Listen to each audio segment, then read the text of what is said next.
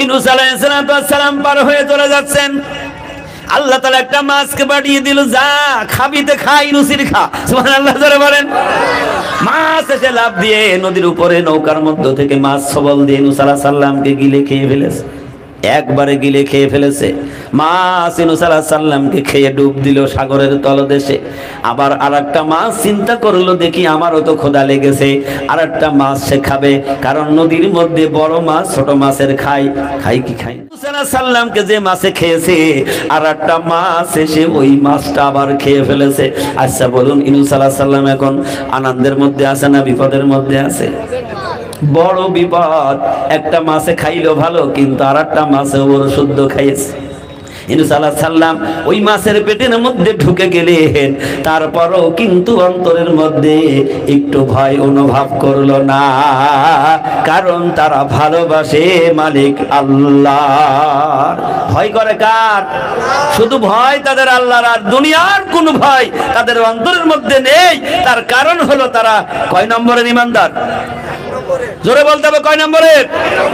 1 নম্বরের ঈমানদার। আল্লাহ বলছেন, ইউনূস আলাইহিস সালাম মাজারের পেটের মধ্য থেকে ডাক দিলেন, লা ইলাহা ইল্লা আনতা সুবহানাকা ইন্নী কুনতু মিনাজ জালিমিন।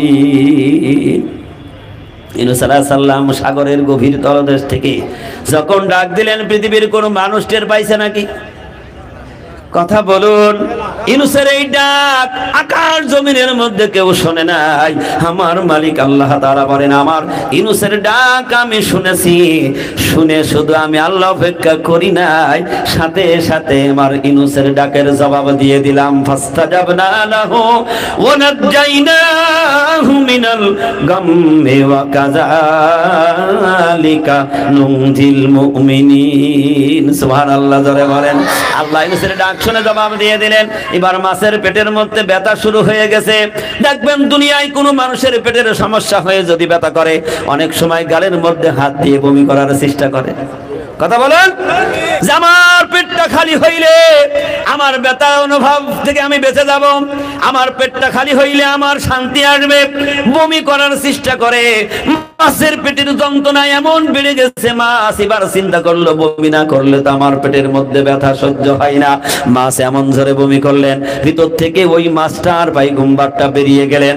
ওই মাছের পেটের মধ্যে এমন যন্ত্রণা শুরু হয়ে গেছে, দৌড়াতেছে দৌড়াতে এমন জোরে দৌড়ায় কিনারের দিকে চলে গিয়ে বমি করেছে। আল্লাহু আকবার বলেন। এমন জোরে মাছ বমি করেছে, আল্লাহর পয়গম্বর ইউনূস আলাইহিস সালাতু ওয়াস সালাম নদীর মধ্য থেকে কিনারে গিয়ে আছড়ে পড়ে গেছে। আছড়ে পড়ে গিয়ে মালিকের দিকে ডাক দিয়ে বলে, মালিক তুমি তো গফুরুর রহিম, তুমি রহমান, তোমার প্রশংসা করে তো শেষ করা যাবে না। ওই নদীর পাড়েই দাঁড়িয়ে আল্লাহর পয়গম্বর ইউনূস আলাইহিস সালাতু ওয়াস সালাম আল্লাহর শুকরিয়া আদায় করার জন্য 2 রাকাত নামাজের নিয়ত করে দাঁড়িয়ে গেলেন। জোরে বলতে হবে সুবহানাল্লাহ। তাই হলো, সবাই তো কোরআনের মজলিসে আসতে পারে না। আল্লাহ যাকে হেদায়েত দেবেন সেই কেবল ঘরবাড়ি ছেড়ে দিয়েও সে কোরআনের মজলিসে ছুটে আসবে। একটু আওয়াজ দিয়ে বলি সুবহানাল্লাহ। কারণ সবার ভাগ্যে হয় না। কারণ কোরআনের মজলিসে অনেকে মনে করছে দূরে দোকানে বসে, বিভিন্ন রাস্তাঘাটে বসে আলহামদুলিল্লাহ সুবহানাল্লাহ বলে একটু নেকি হাসিল করে নেব। আচ্ছা বলুন, এই মজলিসের বাইরের থেকে ওইখানে যদি বসে সুবহানাল্লাহ বলেন, নেকি পাওয়া যাবে? নেকি পাবে কোন মানুষটা যেই মানুষটার এখানে আসা জরুরি নয়। যেমন আমার মা বোনরা তারা ঘরে বসে শুনবে, আল্লাহ তাদের ওইখানে বসে সমপরিমাণ নেকি আল্লাহ তাআলা তাদের দান করে দেবে। তো এই জন্য একটা উদাহরণ দিলে বুঝতে পারবেন। আপনাদের দেশে মুরগি বলে না, মুরগি দেখবেন এই মুরগিতে 10-20টা পর্যন্ত ডিম পাড়ে। এই ডিমগুলি আবার ওই মুরগির বাচ্চা ফোটানোর জন্য মারা কি করে, পাতিলার মধ্যে ডিম দিয়ে মুরগি বসিয়ে রাখে।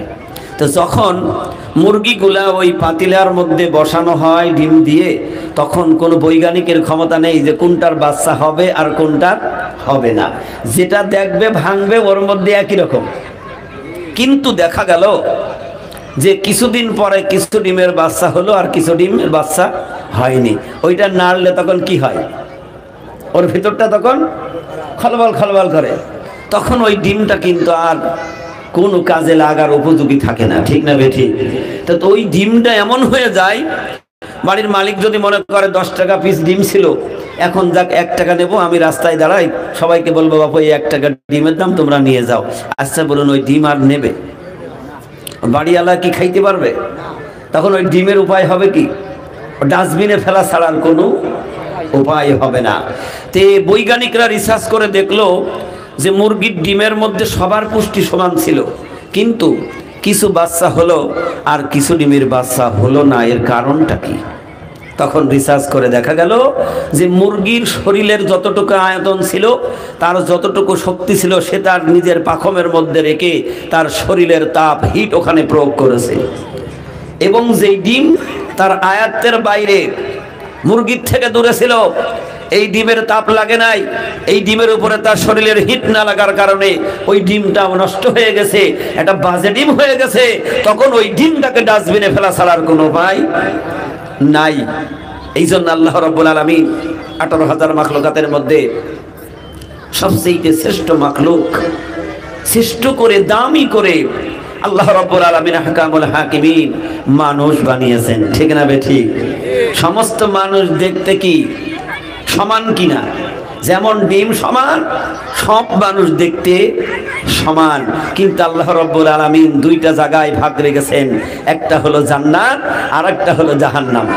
তাহলে যেই ব্যক্তি আল্লাহর আয়াতের মধ্যে, আল্লাহর গণ্ডির মধ্যে থাকবে, রসুলের তরিকার মধ্যে থাকবে, ওই ব্যক্তি আল্লাহর জান্নাতি হবে। আর যেই ব্যক্তি আল্লাহর হুকুমের বাইরে থাকবে, ওই ডিমের মতো অকাজে হয়ে তখন তার ওই ডাস্টবিনে আর দেবে না, তখন তাকে ফেলা হবে জাহান্নামে। কোথায়? কথা বলেন না কেন? কোথায়? এই জন্য গোলামি করতে হবে কার? একটু আওয়াজ দিয়ে বলতে হবে কার? আমরা সুন্নতের তাবেদারি করব কার?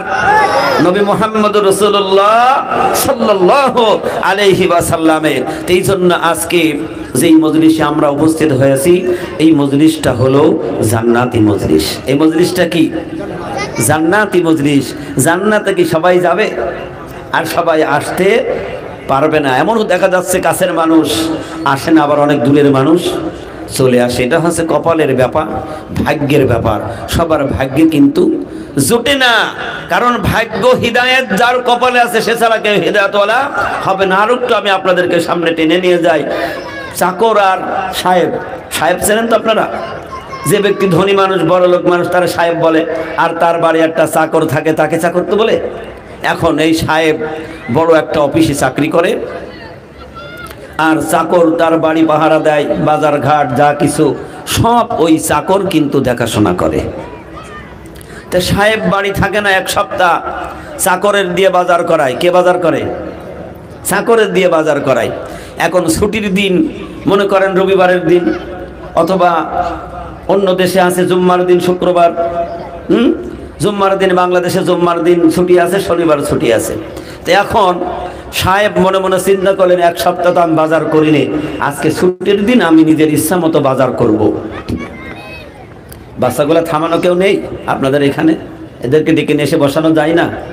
হাই হাই, একটা কথা বারবার বলতে হয়, একটু বসান না। কোরআনের মজলিস, সেটা জান্নাতি মজলিস। আপনারা একটু খেয়াল করেন না, 2 জন দুদিকে থাকলেই তো, বাচ্চাগুলা থামাই দিলেই তো মাঠটা নীরব হয়ে যায়।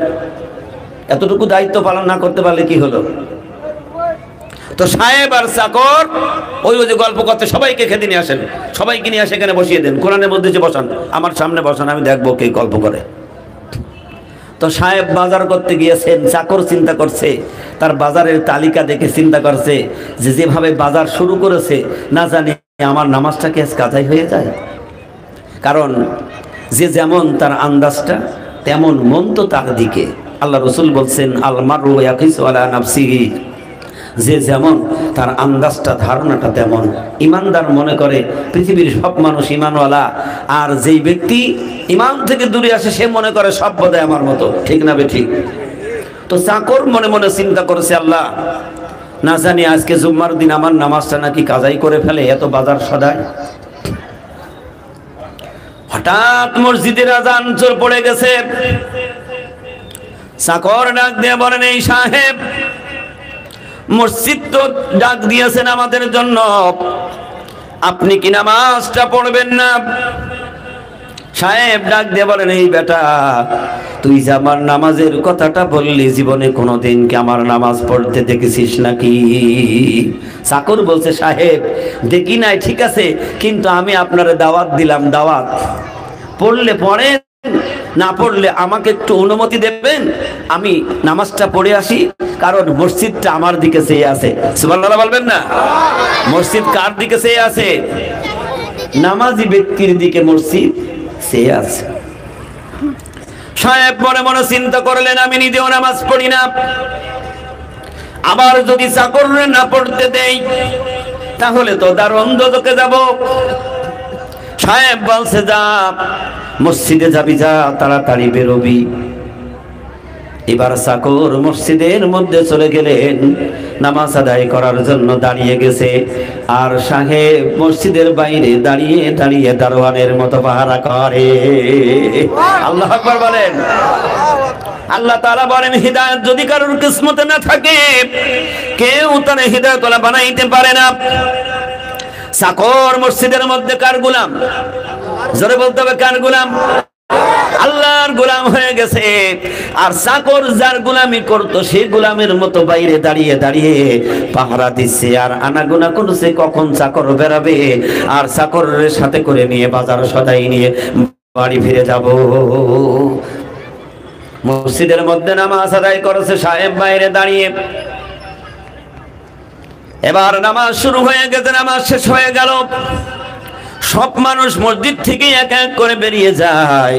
সাহেব শুধু তাকায়, আমার চাকর বেরাই না কেন? সব মানুষ চলে যাচ্ছে, কিন্তু আমার চাকরটা বেরাই না কেন? আমার কর্মচারী কেন বেরাচ্ছে না? মসজিদের মধ্যে কি আবার ঘুমিয়ে গেল নাকি? কারণ বর্তমান যে সমস্ত মসজিদগুলি হচ্ছে ঘুমানোর মতো জায়গা, ঠিক না বেঠিক? আগে ছোটবেলায় দেখেছি মাটির ঘর মসজিদ, খড়ের চাল, আর এখন ছাদের ঘর, টাইলস, এসি, কত সুন্দর মনোরম পরিবেশ।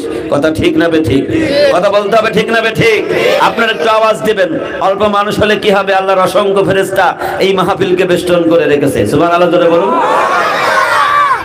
সাহেব মনে মনে চিন্তা করলো, কি রে, ও মসজিদের এত সুন্দর আরাম, ও ঘুমিয়ে গেল নাকি? মসজিদের জানালার কিনারে গিয়ে সাহেব উকি দিয়ে দেখছে সর্বনাশ। চাকর কি যেন হাতের কর গুলি গুনতেছে, কারণ যার যেমন ধারণা আন্দাজটা তো তার তেমন হবে। সাহেব জানালা দিয়ে দেখে মনে মনে চিন্তা করলো, সর্বনাশ, এক সপ্তাহ আমি ওরে দিয়ে বাজার করাই, এই এক সপ্তাহ কত টাকা সে আমার থেকে মেরেছে।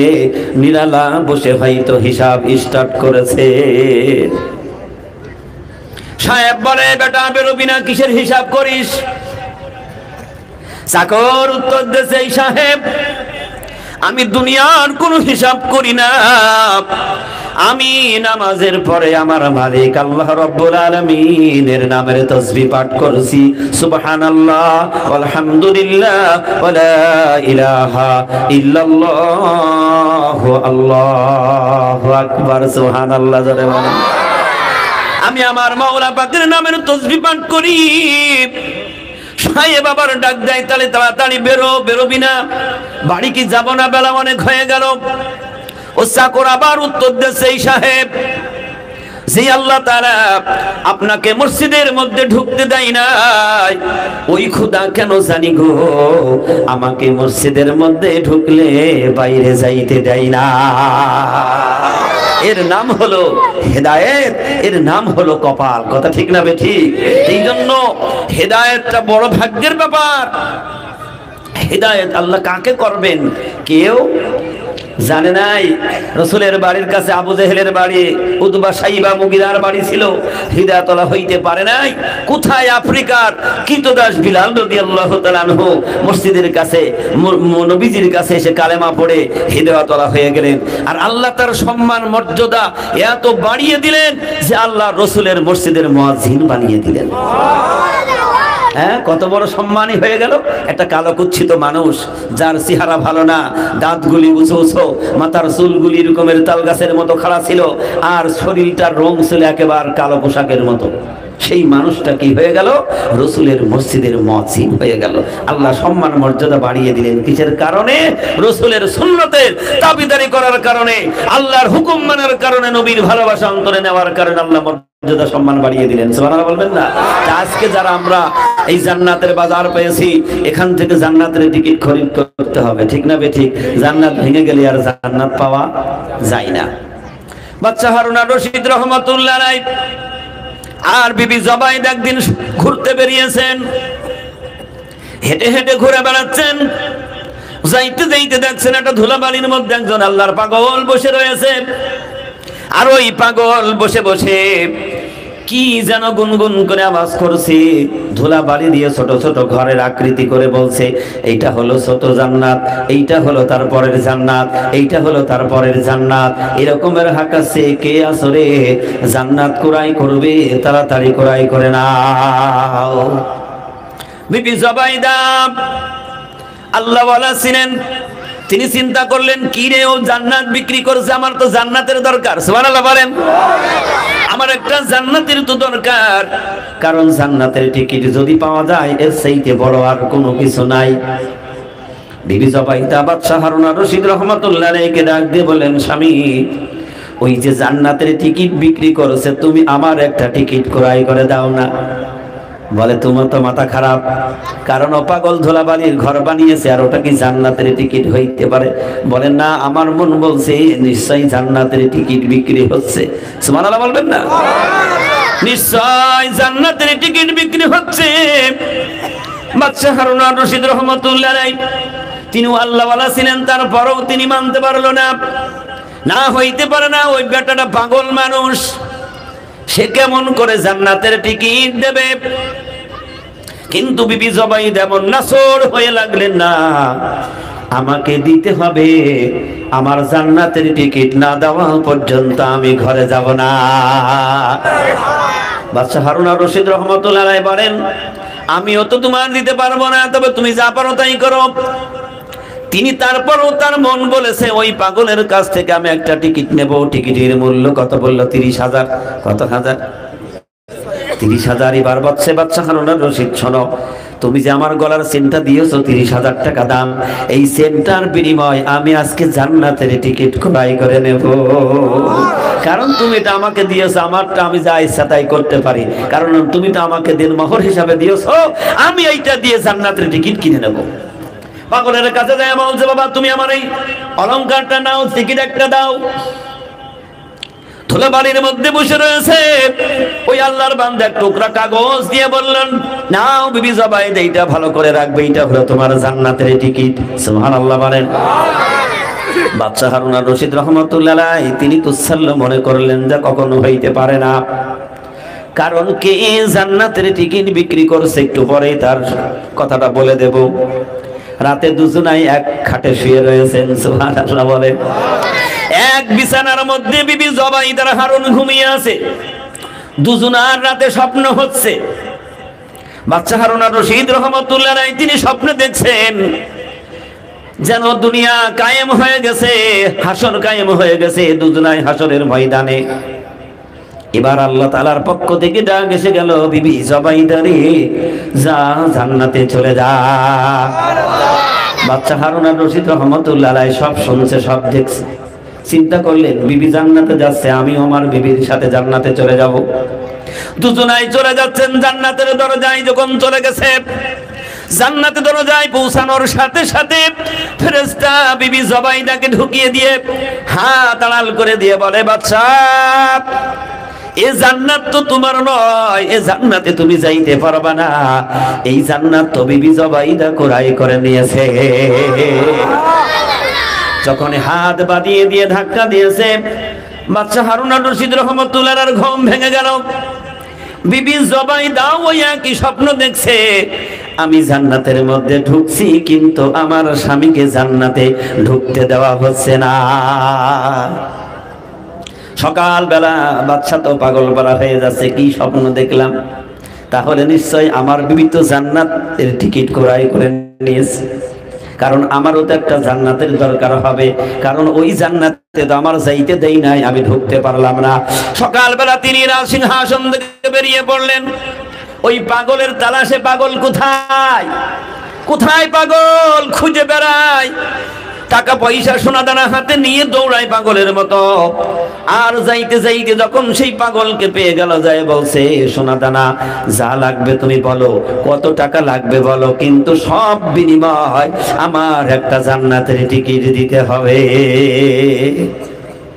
বাচ্চা হারুন আর রশিদ রহমাতুল্লাহ আলাইহি জবাবে বলেন, ও বাচ্চা, জান্নাতের বাজার তো সব সময় লাগে না, জান্নাতের বাজার ভেঙে গেছে, বাজার চলাকালীন সদাই করা লাগে, বাজার ভেঙে গেলে আর সদাই পাওয়া যায় না। আল্লাহু আকবার বলেন। বাচ্চা হারুন আর রশিদ রহমাতুল্লাহ আলাইহি তখন পাগল হয়ে গেল, বারবার বলে, বাবা তুমি আমার একটা টিকিট দাও। বলো, টিকিট তো গতকাল সব বিক্রি হয়ে গেছে। সুবহানাল্লাহ বলবেন না? এই পাগলটা কে ছিল? এই পাগল ছিল বাহারুল আউলিয়া। সুবহানাল্লাহ জোরে বলেন। যাদের ব্যাপারে আমার মালিক আল্লাহ রাব্বুল আলামিন কুরআনুল কারীমের মধ্যে সুন্দর করে সেই আয়াতগুলি নাজিল করে তেলাওয়াত করে শুনিয়ে দিয়েছেন। আমি সেই মহাগ্রন্থ আল কোরআন থেকে 3টা আয়াত কারিমা তেলাওয়াত করেছি। সূরা ইউনূসের 62 নম্বর আয়াত আমার মালিক আল্লাহ তাআলা বলেন, আলা ইন্না আউলিয়া আল্লাহি লা খাউফুন আলাইহিম ওয়ালা হুম ইয়াহজানুন। সুবহানাল্লাহ বলবেন না? আল্লাহ তাআলা ডাক দিয়ে বলেন, আলা খবরদার, দুনিয়ার মানুষদেরকে হুঁশিয়ার দিয়ে সংকেত দিয়ে আল্লাহ বলেন, আলা খবরদার, ইন্না আউলিয়া আল্লাহ, ও দুনিয়ার মানুষ খবরদার, নিশ্চয় আমার বন্ধু যারা, আউলিয়া যারা, লা খাউফুন আলাইহিম ওয়ালা হুম ইয়াহজানুন, নিশ্চয় তোমরা শুনে রাখো, আমার আউলিয়া যারা, বন্ধু যারা, তাদের কোনো ভয় নেই, ডর নেই, তাদের কোনো চিন্তা পেরেশানি থাকবে না। এবং আমার ওই সকল বন্ধুরা তারা কেমন, তাদের ব্যাপারে আল্লাহ রাব্বুল আলামিন সুন্দর করে শুনিয়ে দিলেন, আল্লাযীনা আমানু ওয়া কানু ইয়াত্তাকুন, আমার বন্ধুরা তারা হইল 1 নম্বরের ঈমানদার। সুবহানাল্লাহ বলবেন না? তারা হইল 1 নম্বরের ঈমানদার এবং তারা হইল তাকওয়া পরহেজগারি অবলম্বনকারী। সর্বদিক থেকে তারা 1 নম্বরে দাঁড়িয়ে আছে। সুবহানাল্লাহ বলবেন না? কারণ আমার ওই সকল বন্ধুদের কোনো ভয় ডর থাকবে না। আল্লাহর হাবিব বিশ্ব নবী জনাবে মুহাম্মদ রাসূলুল্লাহ সাল্লাল্লাহু আলাইহি ওয়াসাল্লাম একদিন তিনি আলোচনার মধ্যে বলছেন, কিয়ামতের দিন হাসরের ময়দানে আমার উম্মতের মধ্য থেকে 1 শ্রেণীর আল্লাহর বান্দাগুলি তারা নূরের মেম্বারের উপরে বসে থাকবে। সুবহানাল্লাহ বলবেন না? তারা সেদিন, যেদিন মানুষ পেরেশান হয়ে যাবে, মানুষ হয়রান হয়ে গিয়ে পাগল হয়ে যাবে, আকাশের দিকে হা করে তাকিয়ে থাকবে, তাদের পানির পিপাসায় নাভি পর্যন্ত মানুষগুলির জিহ্বা চলে যাবে। তারা শুধু আফসোস করবে আর বলবে, আল্লাহ এই হাসর ময়দানে আজকে কি হবে আমাদের তো কোনো কিছু জানা নাই। কারণ সূর্যের তাপে শরীর ঘেমে যাবে, ছটফট করবে, মাটিগুলি পুড়ে তামা হয়ে যাবে। আল্লাহু আকবার বলেন। মাথার 1 হাত উপরে সূর্য এসে তাপ দেবে। এই কঠিন দিনে সূর্যের তাপে মাটিগুলি পুড়ে তামা হয়ে যাবে, কারণ এমন তাপ হবে। ও আমার আব্বারা ভাইরা, পর্দার আড়ালের মার, একটু ভাবো সেই দিনের কথা একটিবার চিন্তা করো, যেদিন সূর্যের একটি মুখ থাকবে না। এই সূর্যের 12টি মুখ সেদিন অরিজিনাল গুলি ঘুরিয়ে দেওয়া হবে। এখন তো সূর্যের ছায়া পৃথিবীতে দেওয়া হয়। সুবহানাল্লাহ বলবেন না? আল্লাহ তাআলা তার বান্দাকে কত ভালোবাসে, মহব্বত করে, কারণ ওই সূর্যের অরিজিনাল তাপ দিলে আমার আল্লাহ তাআলা বলেছেন, ওই সূর্যের তাপ যদি জমিনে লেগে যায়, এই জমিনে একটা ঘাস পর্যন্ত তৈরি হতো না। সূর্যটাকে উল্টায়ে তার পিছনের ছায়া এই জমিনের মধ্যে দেওয়া হয়েছে এবং 70,000 ফেরেশতা এই সূর্যের উপরে বরফ ঢালছে। সুবহানাল্লাহ বলবেন না?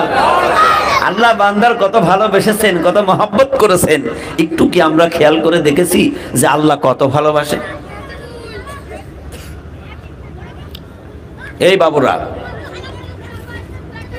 আল্লাহ রাব্বুল আলামিন তার বান্দার কত ভালোবেসেছেন, মহব্বত করেছেন। কেউ একটু চিন্তা ফিকির করে দেখেনি কেন তার গোলামি করতে হবে? আল্লাহ তাআলা দিন বানালেন এবং রাত বানালেন। দিনের মধ্যে বান্দা তার রুজির জন্য দৌড়াবে, সুবহানাল্লাহ বলেন। সারা দিন ক্লান্ত পরিশ্রম করবে, আর তার আরাম করার জন্য মালিক আল্লাহ রাব্বুল আলামিন আবার রাত বানিয়ে দিলেন। রাতের মধ্যে এমন একটা জ্যোৎস্নাময় চাঁদ দান করে দিলেন। যখন চাঁদকে সৃষ্টি করা হলো, রাতটাও দিনের মতো আলো হয়ে গেল। আল্লাহ রাব্বুল আলামিন আহকামুল হাকিমিন, বান্দার প্রতি তার কত দয়া, কত মেহেরবান। আল্লাহ তাআলা ফেরেশতার ডাক দিয়ে বলেন, ফেরেশতারে যা রে, আমার হুকুমে তোরা নূরের পাখা দিয়ে চাঁদের উপর একটু বাতাস দিয়ে দে। কারণ দুনিয়ার চেরাগের বাতাস দিলে লিভে যায়, যায় কি যায় না? আল্লাহ বললেন যা একটু বাতাস লাগা, কারণ চাঁদের অরিজিনাল আলোটা একটু লিভিয়ে দিয়ে ডিম লাইট বানিয়ে দে, সুবহানাল্লাহ বলেন। কারণ বান্দা রাতে ঘুমাবে, চাঁদের ওই ডিম লাইটের আলোটা এত সুন্দর হবে, যদি কোনো মানুষ চাঁদের দিকে ঘন্টার পর ঘন্টা তাকিয়ে থাকে চোখের অসুবিধা হয় না। কিয়ামতের দিন আমার মালিক আল্লাহ তাআলা সেদিন বান্দার সমস্ত কিছু জিজ্ঞাসা করবেন আর বলবেন, ফাবিআই গিয়ালা ইউরাব্বিকুমা তুকাজ্জিমান, কোন বান্দারে কোন নিয়ামতটা তুই অস্বীকার করবি? কোন নিয়ামতের অস্বীকার করা যাবে? আল্লাহ কত ভালোবেসে আমাদেরকে বানিয়েছেন, আর সেই আল্লাহর গোলামি যদি আমি আপনি না করি, তাহলে আল্লাহকে আমাদের ভালোবাসবেন? কথা বলেন না কেন? আল্লাহ ভালোবাসবেন। এই জন্য সেই মালিক মহান আল্লাহ রাব্বুল আলামিন আমাদেরকে সৃষ্টি করেছেন। তাহলে গোলামি করতে হবে কার? একটু জোরে বলি কার? আল্লাহর গোলামি করতে হবে, আর আল্লাহর গোলামি দিয়েই তো আল্লাহর নৈকট্য হাসিল করা যাবে। কিয়ামতের দিন মানুষ হয়রান হয়ে যাবে, পেরেশান হয়ে যাবে। সূর্যের 12টি মুখ ওপেন করে দেওয়া হবে, মাটিগুলি সব পুড়ে তামা হয়ে যাবে, মানুষ হয়রান হয়ে যাবে। রাসূল যখন ওই কথাটা বললেন, আমার উম্মতের মধ্যে এক শ্রেণী আল্লাহর বান্দাগুলি, তারা সেদিন চিন্তাবিহীন, তাদের কোনো টেনশন থাকবে না, ভয় ডর থাকবে না। তারা নূরের মেম্বারের উপরে, তারা আল্লাহর আরশের ছায়ার নিচে বসে থাকবে। সাহাবায়ে কেরাম মনে মনে চিন্তা করলেন, তারা ভাবলেন জিরা কারা হবে? রাসূলের কাছে জিজ্ঞাসা করবেন, মন মস্তিষ্ক তৈরি করেন, দেখি নবীজির কাছে জিজ্ঞাসা করে দেখি। কারণ আমরা হইলাম নবীজির জলিল কদর সাহাবী, আমরা তো অনেক কষ্ট করলাম, আমাদের জীবন যৌবন সব উৎসর্গ করে দিলাম, আমাদের সম্পদগুলি তো সব নবীজির শানে সব খয়রাত করে দিলাম, দান করে দিলাম, এবং আমরা কত মানুষ নবীজির ডাকে শহীদ হয়ে গেলাম, শাহাদাত বরণ করলাম, উহুদের ময়দানে দান মোবারক কত হারিয়ে ফেললাম। না জানি রাসূল হয়তো আমাদের মধ্যে কার কথাটা বলে দেবে। সাহাবায়ে কেরাম বলেন, ইয়া রাসূলুল্লাহ, হাবিবাল্লাহ, আপনি যার কথাটা বললেন তারা কারা? ইয়া রাসূলুল্লাহ, শুনতে বড় মন চাই। সুবহানাল্লাহ জোরে বলেন। সাহাবায়ে কেরামের মনের কথা যদি রাসূল আমাদের কথা বলেন, জামার জামানার সাহাবারা যারা আমার কাছে কাছে থাকে, তারা হয়তো সেদিন নূরের মেম্বারের উপরে বসে থাকবে। আল্লাহর হাবিব বিশ্ব নবী জনাবে মুহাম্মদ রাসূলুল্লাহ সাল্লাল্লাহু আলাইহি ওয়াসাল্লাম বললেন, তারা হলো আল্লাহর মনোনীত বন্ধু, তারা হইল কামেল ওলি আল্লাহ। আল্লাহ তাআলা তাদের ব্যাপারে বলছেন, লা খাউফুন আলাইহিম ওয়ালা হুম ইয়াহজানুন, নিশ্চয় আমার বন্ধু যারা, আউলিয়া যারা, তাদের কোনো ভয় ডর চিন্তা পেরেশানি সেদিন থাকবে না।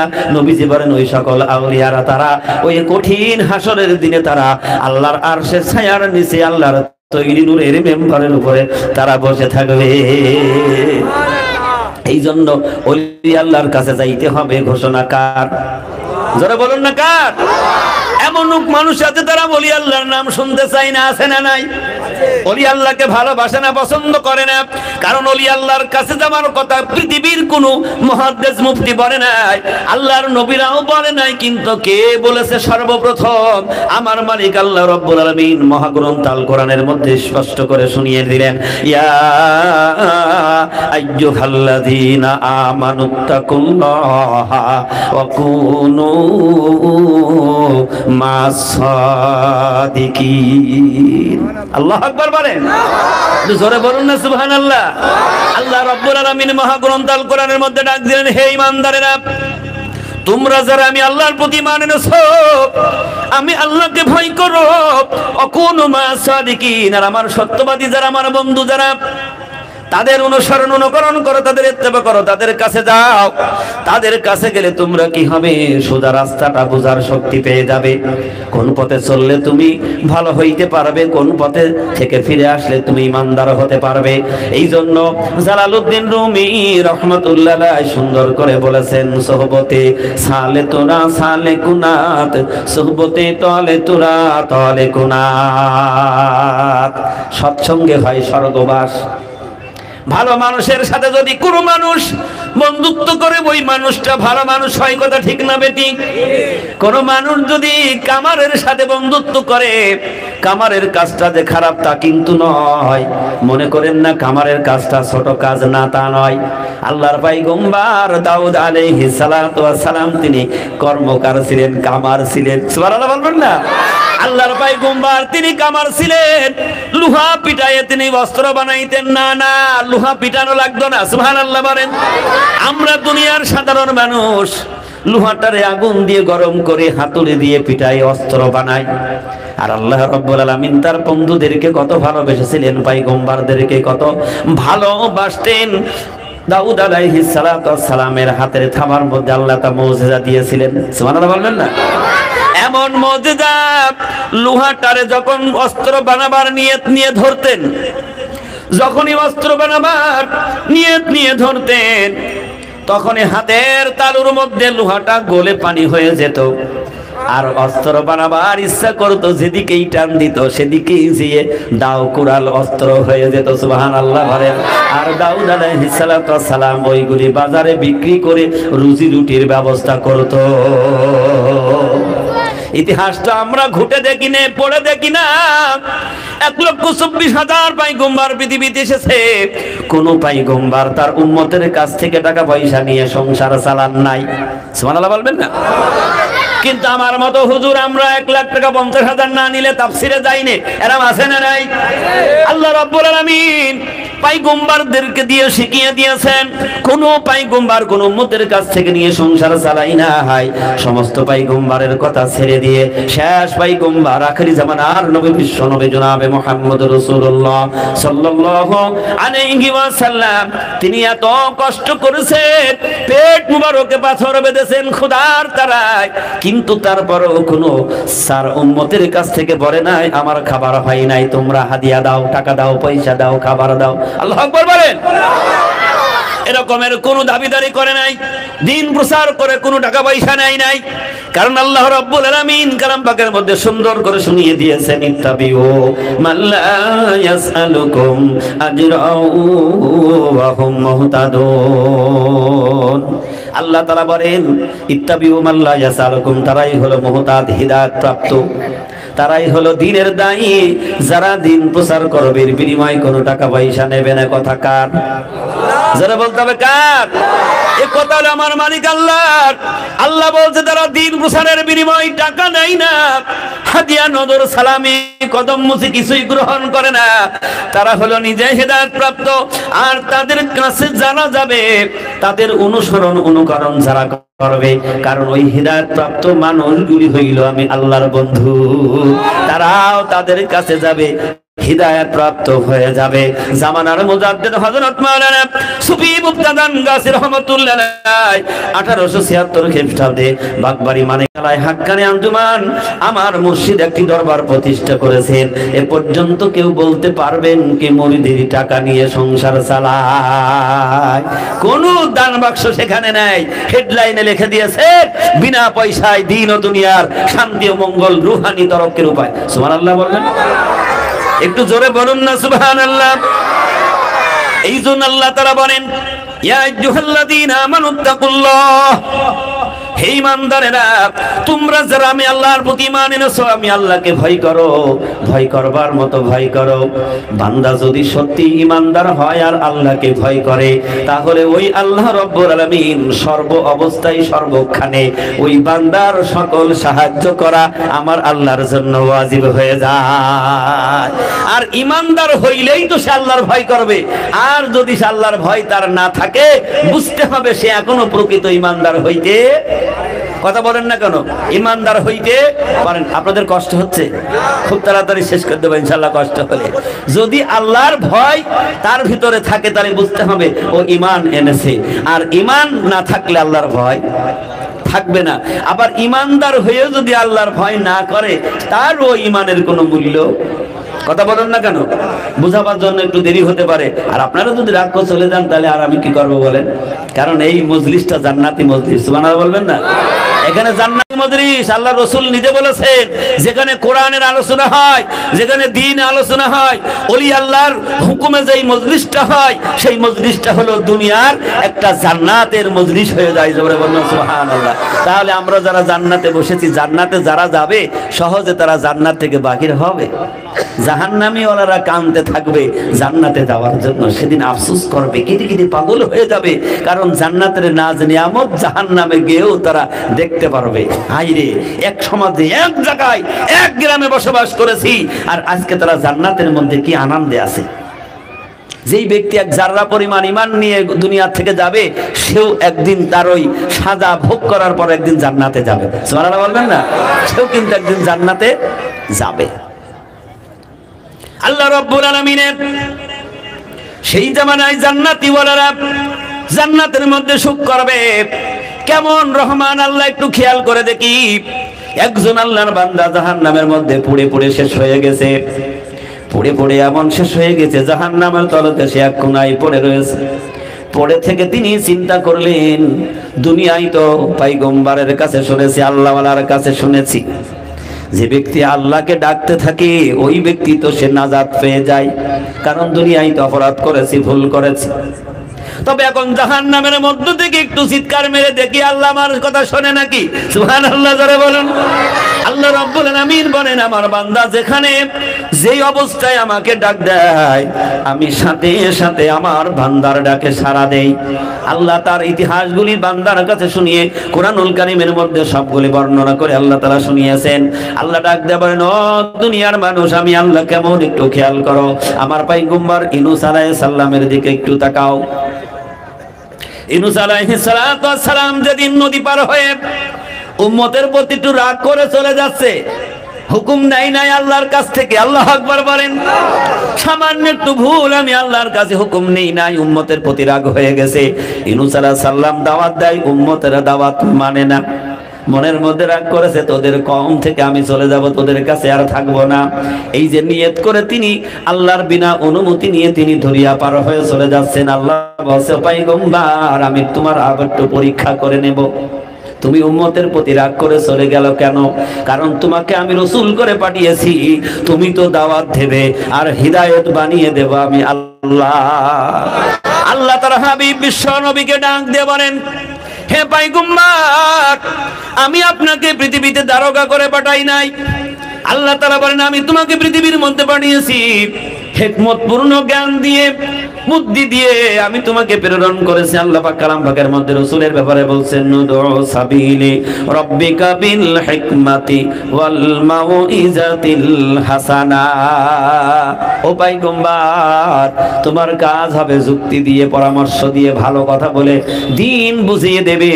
আর ওই দ্বীন মালিক আমি আল্লাহ বানিয়ে দেব। দ্বীন বুঝিয়ে দেওয়ার মালিক হইলাম আমি আল্লাহ। তোমার কাজ শুধু তুমি দাওয়াতটা দেবে। ইউনূস আলাইহিস সালাম পার হয়ে চলে যাচ্ছেন। আল্লাহ তাআলা একটা মাছকে পাঠিয়ে দিল, যা খাবিতে খা, ইউনূসের খা। সুবহানাল্লাহ জোরে বলেন। মাছ এসে লাফ দিয়ে নদীর উপরে নৌকার মধ্য থেকে মাছ সবল দিয়ে ইউনূস আলাইহিস সালামকে গিলে খেয়ে ফেলেছে। একবারে গিলে খেয়ে ফেলেছে। মাছ ইউনূস আলাইহিস সালামকে খেয়ে ডুব দিল সাগরের তলদেশে। আবার আরেকটা মাছ চিন্তা করলো, দেখি আমারও তো ক্ষুধা লেগেছে, আরেকটা মাছ সে খাবে। কারণ নদীর মধ্যে বড় মাছ ছোট মাছের খাই কি খাই না? না ওখানে আপনি গম দিয়ে আসেন, না চাউল দিয়ে আসেন, আসেন কেউ খাওয়াই কে? জোরে বলুন, কে খাওয়ায়? বিশ্বের মানুষ ছোট্ট একটি পেট নিয়ে গবেষণা করে তারা দুনিয়ায় একটু খাবে, তাই হালাল হারাম সব কিছু মিলিয়ে তারা চলে, কথা বলেন। কিন্তু এত বড় ছোট্ট পেট বেশি খাইতে পারে না, 100 টাকা চালের ভাত খাইলে আর খাইতে পারে না। একটা হাতি কত খায়, একটা তিমি মাছ সাগরের মধ্যে কত খায়, যে তিমি মাছের ওজন 6000 টন পর্যন্ত হয়। চিৎকার দিয়ে বলুন না সুবহানাল্লাহ। কিন্তু একদিনও সে মিছিল করলো না, স্লোগান দিল না, আল্লাহ তুমি আমার এত বড় মাছ বানাইছো, আমার খাবার পাই নাই, এ বলে কোনোদিন সংগ্রাম করেছে নাকি? কথা বলেন না কেন? কারণ আল্লাহ রাব্বুল আলামিন কালাম পাকের মধ্যে বলেন, ওয়া মিন দাব্বাতিন ফিল আরদি ইল্লা আলাল্লাহি রিজকুহা। আমার আল্লাহ তাআলা বলেন, আসমান থেকে জমিনের মধ্যে আমি যত মাখলুক আমি আল্লাহ সৃষ্টি করেছি, যার রিজিক আছে আমি আল্লাহ তাআলা ঘোষণা দিলাম, প্রত্যেকের রিজিকের মালিক হইলাম আমি আল্লাহ। সুবহানাল্লাহ বলবেন না? রিজিকের মালিক কে? মাছ বলে, আল্লাহ তুমি যখন আমার খাবার খাইতে দাও তাহলে আমি আর একটা মাছ খাই।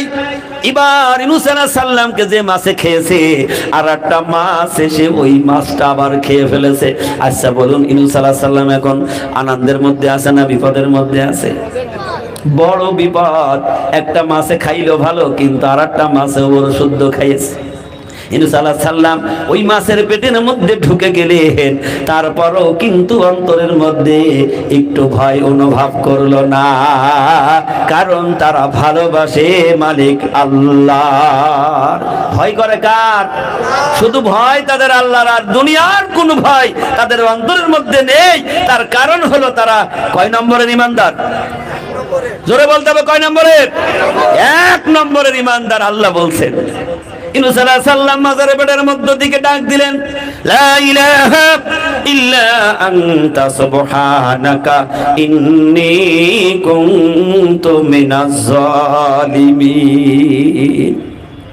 ইউনূস আলাইহিস সালাম সাগরের গভীর তলদেশ থেকে যখন ডাক দিলেন, পৃথিবীর কোন মানুষ টের পাইছে নাকি? কথা বলুন। ইউনূসের এই ডাক আকাশ জমিনের মধ্যে কেউ শোনে নাই। আমার মালিক আল্লাহ তাআলা বলেন, আমার ইউনূসের ডাক আমি শুনেছি, শুনে শুধু আমি আল্লাহ অপেক্ষা করি নাই, সাথে সাথে আমার ইউনূসের ডাকের জবাব দিয়ে দিলাম। ফাস্তাজাবনা লাহু ওয়া নাজাইনাহু মিনাল গাম্মি ওয়া কাযালিকা নুনজিল মুমিনিন। সুবহানাল্লাহ জোরে বলেন। আল্লাহ ইউনূসের ডাক শুনে জবাব দিয়ে দিলেন। এবার মাছের পেটের মধ্যে ব্যথা শুরু হয়ে গেছে। দেখবেন দুনিয়ায় কোনো মানুষের পেটের সমস্যা হয়ে যদি ব্যথা করে, অনেক সময় গালের মধ্যে হাত দিয়ে বমি করার চেষ্টা করে। কথা বলেন। আমার পেটটা খালি হইলে আমার ব্যথা অনুভব থেকে আমি বেঁচে যাব, আমার পেটটা খালি হইলে আমার শান্তি আসবে, বমি করার চেষ্টা করে। মাছের পেটের যন্ত্রণা এমন বেড়ে গেছে, মাছ এবার চিন্তা করলো বমি না করলে তো আমার পেটের মধ্যে ব্যথা সহ্য হয় না। মাছ এমন জোরে বমি করলেন, ভিতর থেকে ওই মাছটার পায়খানাটা বেরিয়ে গেলেন। ওই মাছের পেটের মধ্যে এমন যন্ত্রণা শুরু হয়ে গেছে, দৌড়াতেছে দৌড়াতে এমন জোরে দৌড়ায়, দৌড়ায় কিনারের দিকে চলে গিয়ে বমি করেছে। আল্লাহু আকবার বলেন। এমন জোরে মাছ বমি করেছে, আল্লাহর পয়গম্বর ইউনূস আলাইহিস সালাতু ওয়াস সালাম নদীর মধ্য থেকে কিনারে গিয়ে আছড়ে পড়ে গেছে। আছড়ে পড়ে গিয়ে মালিকের দিকে ডাক দিয়ে বলে, মালিক তুমি তো গফুরুর রহিম, তুমি রহমান, তোমার প্রশংসা করে তো শেষ করা যাবে না। ওই নদীর পাড়েই দাঁড়িয়ে আল্লাহর পয়গম্বর ইউনূস আলাইহিস সালাতু ওয়াস সালাম আল্লাহর শুকরিয়া আদায় করার জন্য 2 রাকাত নামাজের নিয়ত করে দাঁড়িয়ে গেলেন। জোরে বলতে হবে সুবহানাল্লাহ।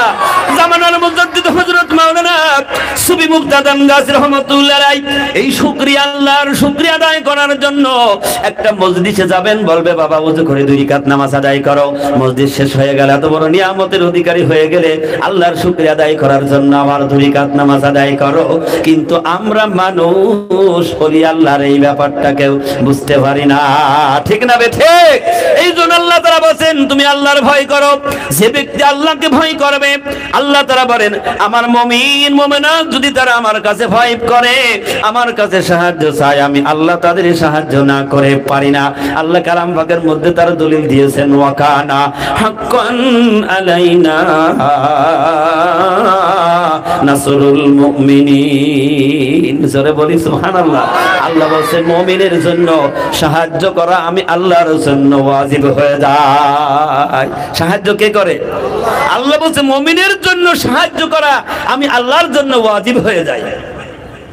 বনি ইসরাইলের জামানায়, আপনাদের কষ্ট হচ্ছে না তো? বনি ইসরাইলের জামানায় তিনজন পথিক সফরে বাগির হয়েছেন, একসাথে রওনা করেছেন, মরুভূমির মধ্য দিয়ে যাইতে যাইতে হঠাৎ কাল বৈশাখী ঝড় উঠে গেছে। আপনাদের দেশে কি ঝড় হয় না নাকি? কাল বৈশাখ মাসে ঝড়ে মানুষ দুরু দুরু করে কাঁপে, মেঘ হইলে ঘরে যাওয়ার জন্য পাগল হয়। কিন্তু আস্তে আস্তে ওই কাল বৈশাখ গুলি এখন গোটায় ঘুমিয়ে যাচ্ছে। অনাবৃষ্টি আর অতিবৃষ্টি, অসময় বৃষ্টি, ঝড় ঝান্ডাও বন্যা অসময় হয়। এগুলি তো আল্লাহর কিছু করার নাই, এগুলি হলো বান্দার দুই হাতের কামাই। ঠিক না বে ঠিক? বান্দা যত না ফারমানি করবে আল্লাহ তত বান্দার প্রতি বেজার হবে, আর মাঝে মধ্যে একটু গজব দিয়ে টেস্ট করবে। ঠিক না বে ঠিক? কিন্তু এই জামানার মানুষ ধ্বংসপ্রাপ্ত হয় না, তার কারণ আল্লাহ রাসূল দোয়া করেছেন। সুবহানাল্লাহ বলবেন না?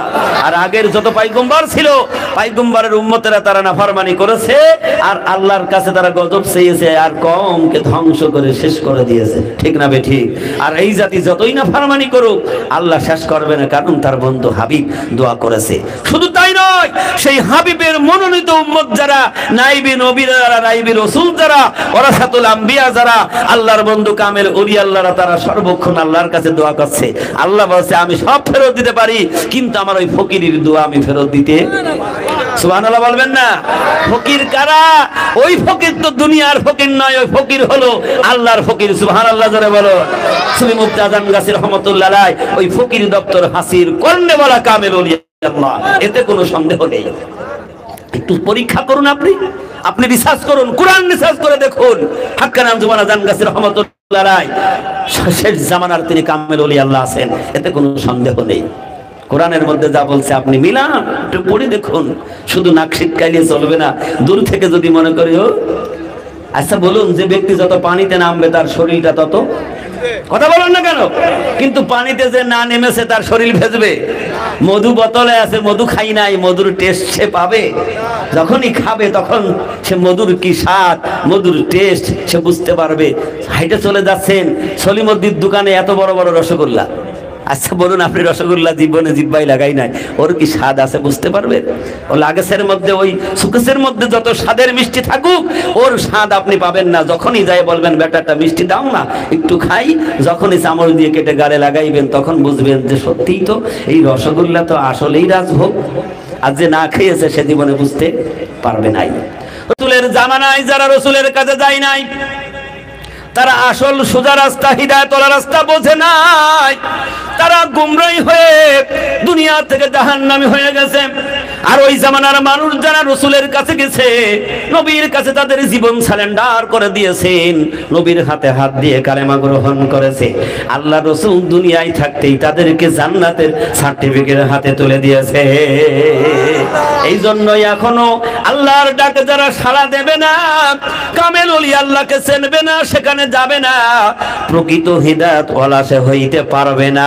কারণ হিদায়াত হইতে হলে আল্লাহ তাআলা বলেন আমার হিদায়াত ওয়ালার কাছে তোমার যাওয়া লাগবে।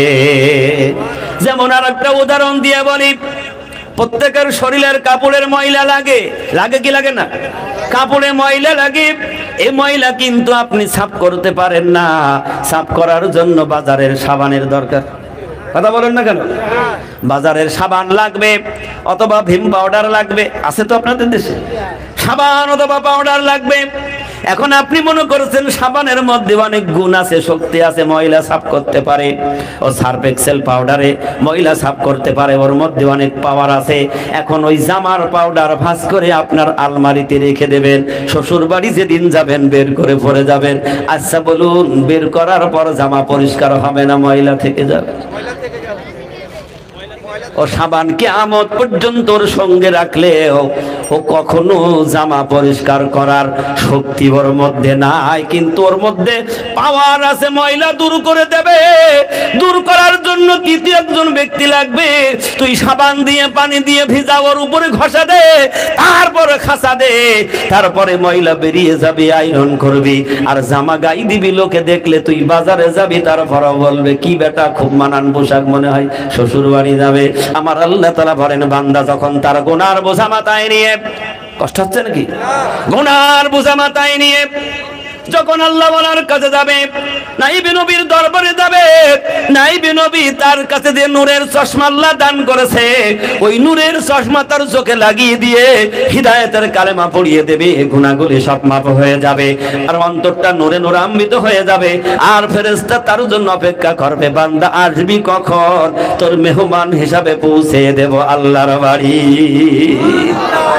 এই জন্য সাবান শক্তি আছে, কিন্তু তৃতীয় মাধ্যম আল্লাহ তাআলা বলছে, এই জন্য তোমরা যাও আমার সত্যবাদীর কাছে যাও, যদি সত্যবাদী হইতে চাও। নিজে নিজে সত্যবাদী হইতে পারবা না। আচ্ছা বলে একটা হাফেজ হয়, এই হাফেজ নিজে নিজে হয় না, উস্তাদের কাছে গিয়ে হয়। কথা বলেন না কেন? একজন মাওলানা হতে হলে আর একটা মাওলানার কাছে গিয়ে লেখাপড়া শিখতে হয়। আপনার দেশে বড় বড় ডাক্তার রয়েছেন, ইঞ্জিনিয়ার আছেন, এই ডাক্তার নিজে হয়েছেন, আর একজন ডাক্তারের কাছে গিয়ে তার জ্ঞান অর্জন করে শিখতে হয়েছে। আল্লাহ তাআলা বলছে, বান্দা যদি তোমাকে আল্লাহওয়ালা হতে হয়, তাহলে অবশ্যই আল্লাহওয়ালার কাছে তোমার যাইতে হবে। তো চিৎকার দিয়ে বলি সুবহানাল্লাহ। আল্লাহর নবী বিশ্ব নবীর কাছে যারা গেল, হিদায়াতওয়ালা হয়ে গেল, আর যারা মুখ ফিরিয়ে নিল, তারা গুমরাহী হয়ে তারা জাহান্নামে হয়ে গেল। এখনো যদি সঠিক রাস্তা পাইতে চাও, আল্লাহ ডাক দিচ্ছেন, ইয়া আইয়ুহাল্লাযীনা আমানুত্তাকুল্লাহ, হে ঈমানদারেরা আমি আল্লাহকে ভয় করো, ওয়াকুনু মা'আস সাদিকিন, আর আমার সত্যবাদী বন্ধু যারা, তাদের অনুকরণ করো, তাদের কাছে যাও। যদি তোমরা তাদের কাছে গেছো, তোমরা প্রিয় নবী মুহাম্মদুর রাসূলুল্লাহকে পেয়ে গেছো। আবু হুরায়রা রাদিয়াল্লাহু তাআলা আনহু হাদিস বর্ণনা করেছেন। আবু হুরায়রা নিজে বলেছেন, ও শেষ জামানার নবীর উম্মতেরা, তোমরা যারা নবী পাও নাই, তোমরা যদি নাইবি নবী পেয়ে গেছো, তাহলে তোমরা মনে করবে যেন আমি বিশ্ব নবীকে পেয়ে গেলাম। সুবহানাল্লাহ বলবেন না? তোমরা যারা রাসূলের জবানের কালেমা পড়তে পারো নাই, তোমরা নাইবি নবীর জবান থেকে রাসূলের সেই কালেমা তেলাওয়াত করেছো, তোমরা মনে করবা যেন বিশ্ব নবী মুহাম্মদুর রাসূলুল্লাহর জবান থেকে কালেমা তেলাওয়াত করলাম। উঠছে কেন, উঠছে কেন, কি হয়েছে? বসো বসো বসো, দরুদ পড়ি, দরুদ। আল্লাহুম্মা সাইয়্যিদিনা মাওলানা মুহাম্মাদ ওয়া আলা আলিহি সাইয়্যিদিনা মাওলানা মুহাম্মাদ। আল্লাহুম্মা সাইয়্যিদিনা মাওলানা মুহাম্মাদ ওয়া আলা আলিহি সাইয়্যিদিনা মাওলানা মুহাম্মাদ। বিশ্ব নবীর আগমনে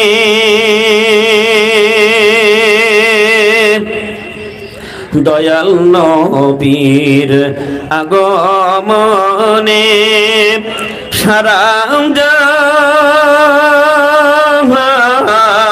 জাহান উজালা,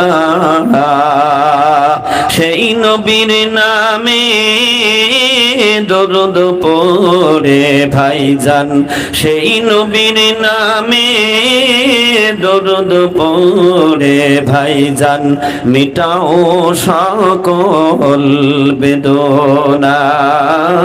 আল্লাহুম্মা জোরে সাইয়্যিদিনা মাওলানা মুহাম্মাদ ওয়া আলা আলিহি সাইয়্যিদিনা মাওলানা মুহাম্মাদ। মনে আছে তো? আল্লাহ তাআলা বলেন, ঈমানদারেরা শুধু ঈমান এনে বসে থাকলে হবে না, ভয় করতে হবে কার? জোরে বলুন কার?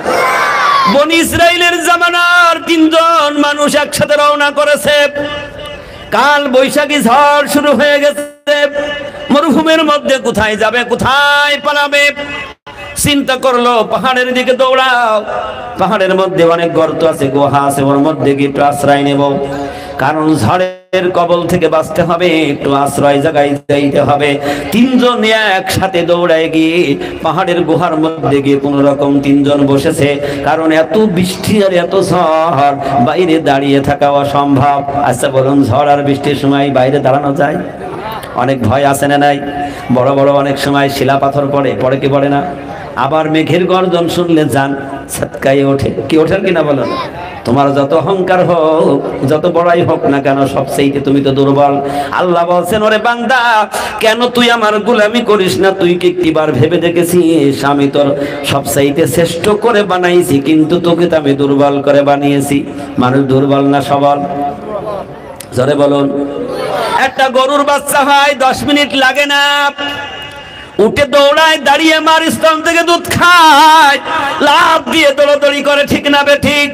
ওরে মানুষ, একটু ভাবলি না মার পেট থেকে দুনিয়ায় আসার পর 2.5 বছর পর্যন্ত তুই দৌড়াইতে পারলি না, ঠিক না বে ঠিক?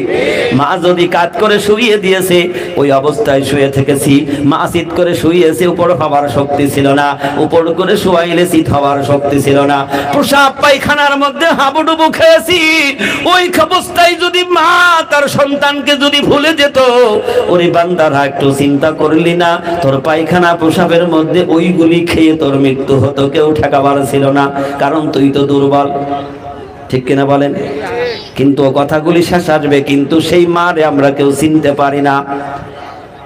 3 জন পাহাড়ের গুহার মধ্যে, হঠাৎ ঝড়ের এত ধাক্কা, উপর থেকে পাথরগুলি ছিটকায়ে চলে যাচ্ছে।